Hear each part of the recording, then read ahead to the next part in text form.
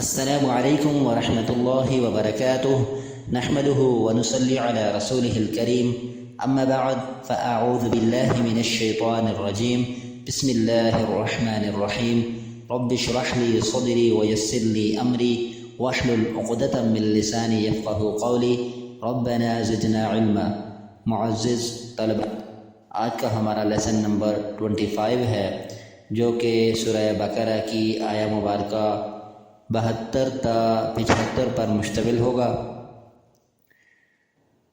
ہم ان دنوں واقعہ پڑھ رہے ہیں بنی اسرائیل کے گائے کے متعلق کہ ان کو اللہ تعالیٰ نے موسیٰ علیہ السلام کے ذریعے ایک گائے ذبح کرنے کا حکم دیا، کیونکہ ان کی نگاہ میں فرعونیوں کے ساتھ رہنے کی وجہ سے گائے ایک مقدس ہستی قرار پا چکی تھی۔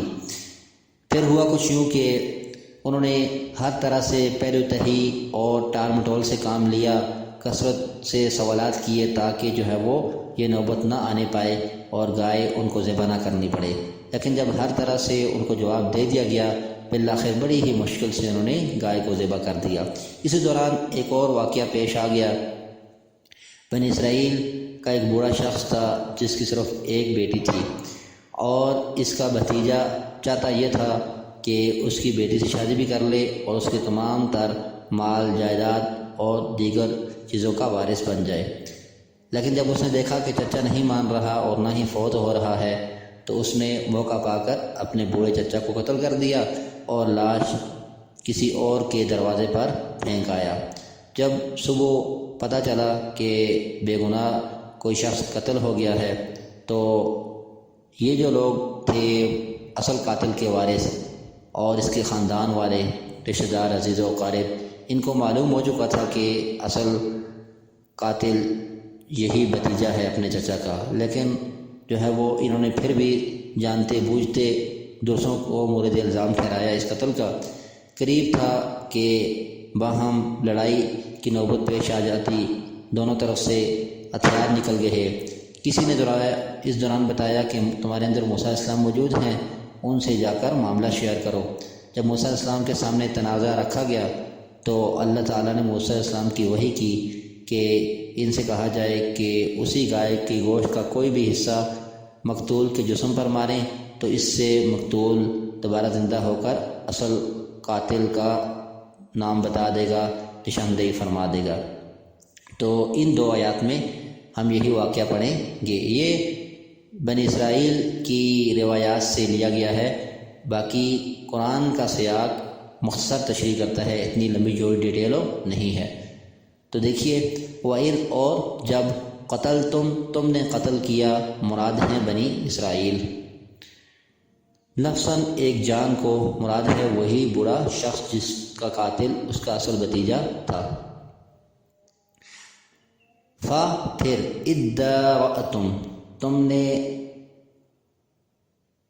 ایک دوسرے کو مورد الزام ٹھہرایا، فیہا اس معاملے میں۔ ادار کا مطلب ہے ایک دوسرے کو ذمہ دار ٹھہرانا، خود سے معاملہ ہٹا کر دوسرے کے سر تھوپنا۔ تو یہاں پر آپ دیکھتی ہیں کہ یہ کہا گیا کہ تم نے قتل کیا، حالانکہ ایک شخص نے قتل کیا تھا، تو سب کو مخاطب کیوں کیا جا رہا ہے اور ذمہ دار ٹھہرایا جا رہا ہے؟ اس کی وجہ یہ ہے کہ اللہ تعالیٰ کا یہ اصول اور قانون ہے کہ اگر کوئی بھی شخص برائی کو پسند کرتا ہے، اس کو چھپانا چاہتا ہے اور گناہ گار کا ساتھ دیتا ہے، تو اللہ کے نزدیک وہ سارے اس گناہ میں برابر کے شریک ہیں۔ اس لیے فرمایا اور وہ وقت یاد کرنے کے لائق ہے۔ یہ کب کی بات ہے؟ وہ وقت یاد کرو جب تم نے گائے ذبح کی، اس کے فوراً بعد تم نے قتل کیا ایک شخص کو، پھر تم نے اختلاف کیا، جھگڑا کیا، فیہا اس معاملے میں، واللہ اور اللہ تعالیٰ مخرجن نکالنے والا تھا، ما وہ حقیقت کے، تم تھے جسے تکتمون چھپاتے۔ ما سے مراد وہ معاملہ یعنی قتل کی اصل حقیقت جسے تم چھپانا چاہتے تھے، اللہ تعالیٰ اسے ظاہر کرنے والا تھا۔ مخرج نکالنے والا، خا را جیم، اردو میں استعمال ہوتا ہے اخراج، خارج کرنا، اور تکتمون کا مادہ کیا ہے؟ کاف تا میم قتم، چھپانا۔ تو اللہ تعالیٰ اس چیز کو ظاہر کرنے والا تھا، یعنی اصل قاتل کی نشاندہی فرمانے والا تھا اپنی قدرتوں کے ذریعے، مقتول کو دوبارہ زندہ کر کے، اور تم اس کو چھپانا چاہتے تھے تاکہ بے گناہ لوگوں کو پھنسایا جائے، اور اس قاتل نے جو کہ اصل اپنے چچا کا قاتل تھا، اس نے ان سے دیت کا بھی تقاضا کیا کہ تم نے میرے چچا کو مارا ہے، لہذا مجھے جو خون بہا دیا جائے، جو قتل کی صورت میں دیت ہوتی ہے، مالی تقاضا اس نے کیا۔ آگے دیکھیے، پھر یعنی کہ اس تنازع کے بعد، قلنا ہم نے کہا، یعنی موسیٰ علیہ السلام کو بذریعہ وحی حکم دیا تاکہ وہ تمہیں بتا دے، اضربو مارو ہو اس کو، کس کو؟ یعنی کہ میت کے جسم پر مارو، مقتول کے جسم پر مارو، ببعضھا اس کے حصے کے ساتھ، بعض کہتے ہیں حصے کو، کچھ کو، اور ہا کی ضمیر اس گائے کی طرف لوٹ رہی ہے جو بنی اسرائیل نے بڑی ہی مشکل سے نہ چاہتے ہوئے ذبح کی تھی، تو بے کا مطلب ہے ساتھ، ببعضھا اس کے کسی حصے کے ساتھ، یعنی کہ کوئی بھی اس گائے کے گوشت کا حصہ لو اور مقتول کی ڈیڈ باڈی پر مارو، تو کیا ہوگا؟ اس طرح وہ زندہ ہو جائے گا، اور زندہ ہونے کے بعد کچھ دیر زندہ رہ کر اپنے قاتل کا پتہ بتا دے گا اور پھر دوبارہ سے فوت ہو جائے گا۔ تو ایسا ہی ہوا، پھر وہ مقتول زندہ ہو گیا جب انہوں نے گوشت کا وہ حصہ مارا اس کے جسم پر، اس کی لاش پر۔ تو کذالک اسی طرح یحیی زندہ کرتا ہے یا کرے گا اللہ تعالیٰ الموتى مردوں کو، یعنی کہ یہ جو تم نے منظر دیکھا کہ ایک شخص اللہ کی عجیب قدرت کے ساتھ زندہ ہو گیا، اسی طرح اللہ تعالیٰ مردوں کو دوبارہ زندہ کرے گا۔ ویریکم اور وہ دکھاتا ہے تم کو، مشاہدہ کراتا ہے تم کو، ارا یری دکھانا، مشاہدہ کرانا، بتلانا، آ جاتے ہی اپنی نشانیاں، یہی جس طرح ایک مردہ زندہ ہوا، اس سے بڑھ کر اور نشانی کیا ہوگی؟ کیوں؟ لعلکم تاکہ تم تعقلون سمجھو، عقل سے کام لو۔ تعقلون کا مادہ عین قاف لام ہے، سمجھنا، شعور رکھنا، اس کا لغوی مطلب ہوتا ہے باندھنا، کیونکہ عقل بھی انسان کو روک کے رکھتی ہے، باندھ کے رکھتی ہے۔ یہاں پر یہ جو بات اللہ تعالیٰ نے کی کہ اللہ تعالیٰ اس طرح مردوں کو زندہ کرتا ہے تو ہمیں نشانی دکھاتا ہے، یہ اس لیے کہ بنی اسرائیل جہاں فرعونیوں کے ساتھ رہنے کی وجہ سے گائے کو مقدس ہستی سمجھ بیٹھے تھے، اس لیے ان کے ہاتھوں گائے کو ذبح کرایا گیا کہ وہ الہ نہیں ہو سکتا جس کو تم خود ذبح کرو۔ اسی طرح وہاں ہی رہنے کی وجہ سے آخرت کے بارے میں بھی ان کے عقائد کچھ شکوک و شبہات اختیار کر چکے تھے، یہ سمجھتے تھے کہ مرنے کے بعد جیسے مشرکین کے عقائد ہیں دوبارہ زندہ ہونا ممکن نہیں، یہ بھی کچھ ایسی غلط فہمیوں میں پڑ چکے تھے۔ تو اللہ تعالیٰ نے ان کو دکھایا کہ جس طرح یہ مردہ اللہ نے زندہ کیا، اس طرح وہ اپنے عجائب قدرت سے دوبارہ مردوں کو زندہ کرے گا۔ اور یہ تو ایک مردہ ہے، اللہ تعالیٰ سب کو کیسے زندہ کرے گا؟ اللہ تعالیٰ سورہ لقمان آیہ مبارکہ 28 میں فرماتے ہیں، ما خلقکم ولا بعثکم الا کنفس واحدہ، لوگوں تم سب کا پہلی بار پیدا کرنا اور مرنے کے بعد دوبارہ جلا اٹھانا ہمارے لیے ایک شخص کے پیدا کرنے کی طرح آسان ہے۔ پھر آگے دیکھیے، ثم پھر قصد سخت ہو گئے، قلوبکم تمہارے دل، من بعد ذالک اس کے بعد، فہی کالحجارہ پس وہ گویا پتھر ہیں، او یا اشد شدید تر ہیں، زیادہ ہیں، قسوتاً سخت۔ یہاں پر ایک بات دیکھیے کہ قسوہ قصد یہ ایک ہی مادے سے ہے، کاف سین واو اس کا مادہ ہے، سختی کے لیے، شدت کے لیے استعمال ہوتا ہے، اور خاص طور پر معنوی طور پر جو چیز کیا ہو، سخت ہو، یعنی ایک مادی اعتبار سے سخت ہونا اور ایک معنوی لحاظ سے روحانی طور پر سخت ہونا، اس کے لیے قسوہ استعمال ہوتا ہے۔ پھر تمہارے دل سخت ہو گئے، بنی اسرائیل کو اللہ تعالیٰ مخاطب کر رہے ہیں، اس کے بعد، کس کے بعد؟ یہ واقعات دیکھنے کے بعد کہ تمہاری آنکھوں کے سامنے اللہ نے ایک شخص کو زندہ کیا، کیسے سخت ہو گئے؟ پس گویا کہ وہ پتھر ہیں۔ کا مطلب کیا ہے؟ فہیہ کالحجارہ، کا تشبیہ کے لیے استعمال ہوتا ہے، جیسے، مانند، طرح۔ حجارہ پتھر کے لیے استعمال ہوتا ہے، پیچھے ہم نے پڑھا ہے وقودہ الناس والحجارہ۔ اچھا، کیسے سخت ہو گئے؟ گویا پتھر ہیں، او یا اشد زیادہ شدید تر، قسوتاً سختی میں، یعنی پتھروں سے بھی وہ آگے نکلو گئے۔ اچھا، پتھروں سے آگے کیوں نکل گئے؟ آگے اللہ تعالیٰ پتھروں کی کچھ خصوصیات بیان کر رہے ہیں کہ پتھر تم سے بہتر ہیں۔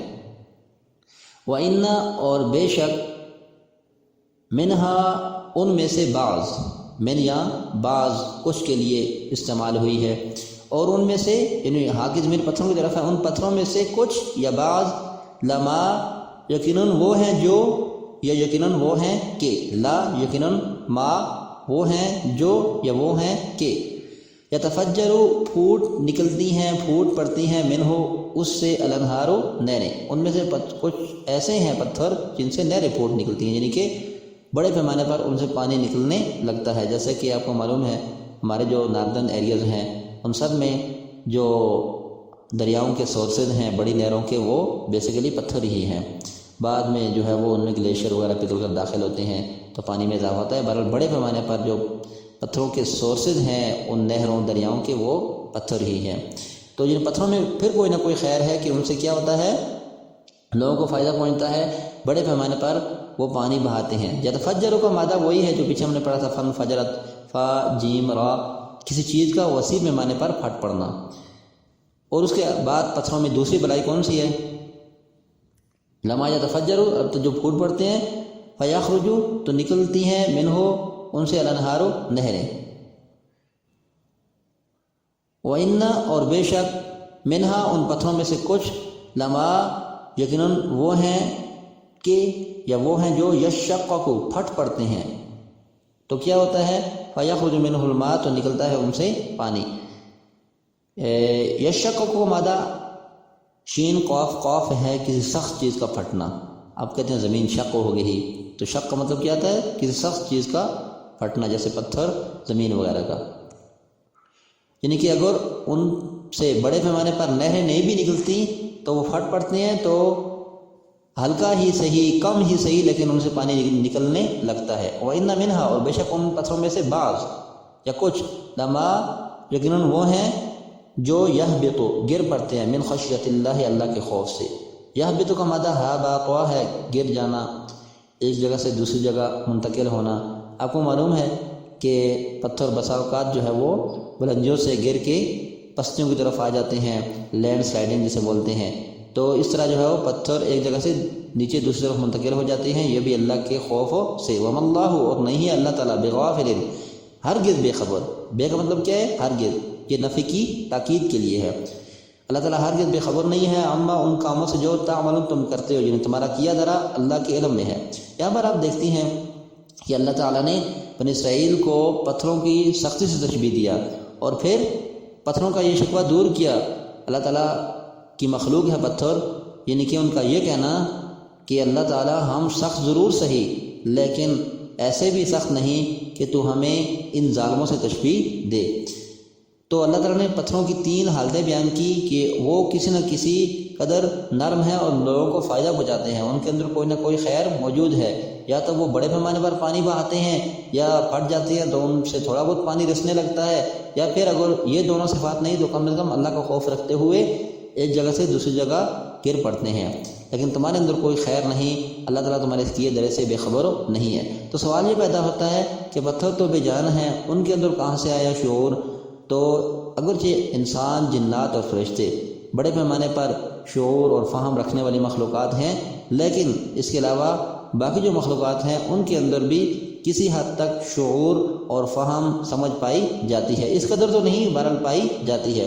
اس کے لیے اگر کوئی شخص فلسفے کا مارا انکار کرے تو کرے، لیکن قرآن و حدیث کی بے شمار آیات اور روایات اس چیز کی وضاحت میں ہیں کہ یہ اشیاء بھی جو بظاہر بے جان ہیں کسی نہ کسی حد تک شعور رکھتے ہیں۔ ہم آپ کو کچھ حوالہ جات دیتے ہیں قرآن کریم کے اور پھر حدیث کے، وہ آپ اس سے سمجھ لیں گے کہ واقعی یہ حقیقت ہے کہ یہ اشیاء شعور رکھتی ہیں۔ مثلا سورہ بنی اسرائیل آیہ مبارکہ 44 میں اللہ تعالیٰ فرماتے ہیں کہ کائنات کی ہر چیز اس کی تسبیح کرتی ہے۔ اسی طرح سورہ نحل آیہ مبارکہ 48 میں اللہ تعالیٰ کہتے ہیں کہ ہر چیز کے سائے اللہ تعالیٰ سے ڈرتے ہیں۔ اسی طرح مزید سورہ حج آیہ مبارکہ 18 میں اللہ تعالیٰ کہتے ہیں کہ ہر چیز اس کو سجدہ کرتی ہے۔ پھر اسی طرح سورہ حامیم سجدہ آیت 21 میں اللہ تعالیٰ کہیں گے کہ روز آخرت جو تمہارے جسم ہیں تمہارا ہر اعضاء یہ اللہ تعالیٰ سے بات کرے گا، بولے گا۔ اسی طرح مزید سورہ احزاب آیہ مبارکہ 72، سورہ حشر آیہ مبارکہ 21، اور اس کے علاوہ سورہ نور آیہ مبارکہ 41 اور بہت سے قرآن کریم کے دیگر مقامات ہیں جس سے آپ کو پتہ چلے گا کہ یہ اشیاء بولتی بھی ہیں، سمجھ اور شعور بھی رکھتی ہیں۔ اسی کے علاوہ آپ نبی صلی اللہ علیہ وسلم کی احادیث دیکھیں تو صحیح بخاری میں روایت نمبر 7333 ہے۔ آپ صلی اللہ علیہ وسلم فرماتے ہیں کہ احد پہاڑ ہم سے محبت کرتا ہے اور ہم اس سے محبت کرتے ہیں۔ اس کے علاوہ صحیح مسلم میں روایت نمبر 2277 ہے۔ آپ علیہ السلام نے فرمایا کہ میں اس پتھر کو جانتا ہوں جو نبوت سے پہلے مجھے سلام کیا کرتا تھا۔ اسی طرح مزید جو ہے وہ واقعہ وہ آپ نے سنا ہوگا کہ آپ صلی اللہ علیہ وسلم جس درخت کے تنے پر جو کہ خشک تھا خطبہ ارشاد فرمایا کرتے تھے، جب آپ کے لیے ممبر تیار کیا گیا تو آپ نے اس کو چھوڑ دیا تو اس کے سسکیاں، اس کے رونے کی آوازیں باقاعدہ طور پر صحابہ کرام نے بھی سنی۔ یہ صحیح ابن حبان میں روایت آتی ہے 6507 نمبر پہ۔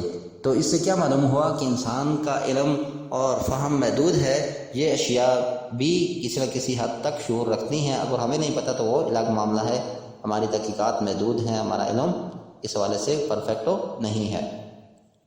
تو پھر اس کے بعد دیکھیے اللہ تعالیٰ کہہ رہے ہیں سورہ حدید آیہ مبارکہ 16 میں کہ ہے اہل ایمان تمہارے دل ان یہود و نصارہ کی طرح، بنی اسرائیل کی طرح سخت نہیں ہونے چاہیے، تمہارے اندر خیر ہونی چاہیے۔ ولا یکونوا کالذین اوتوا الکتاب من قبل فطال علیہم الامد فقست قلوبہم، تو تمہارا طرز عمل اس سے بالکل مختلف ہونا چاہیے، کیونکہ نبی صلی اللہ علیہ وسلم نے فرمایا کہ اللہ تعالیٰ کے سب سے زیادہ دور وہ دل ہیں جو اپنے اندر سختی رکھتے ہیں، یعنی کہ سخت دل بندہ اللہ تعالیٰ کی رحمت سے، اللہ تعالیٰ کے قرب سے نہایت زیادہ دور ہوتا ہے۔ اس لیے ہمیں قرآن و حدیث سے اپنے دلوں کو موم کرنا چاہیے۔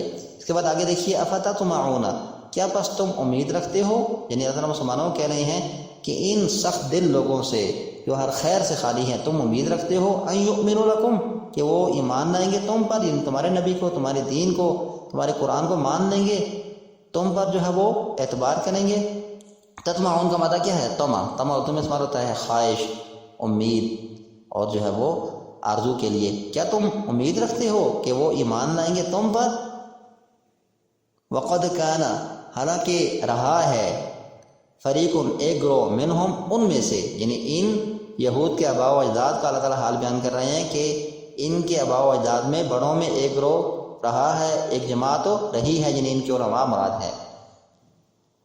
یسمعون، جو سنتے تھے کلام اللہ، اللہ کا کلام، یعنی کہ تورات و انجیل صحیح سمجھتے تھے، سنتے تھے، پھر کیا کرتے تھے؟ ثم، پھر یحرفونہ، وہ بدل ڈالتے تھے اس کو۔ یحرفونہ کا معنی حرف ہے بدلنا، تحریف کرنا، اردو میں استعمال ہوتا ہے۔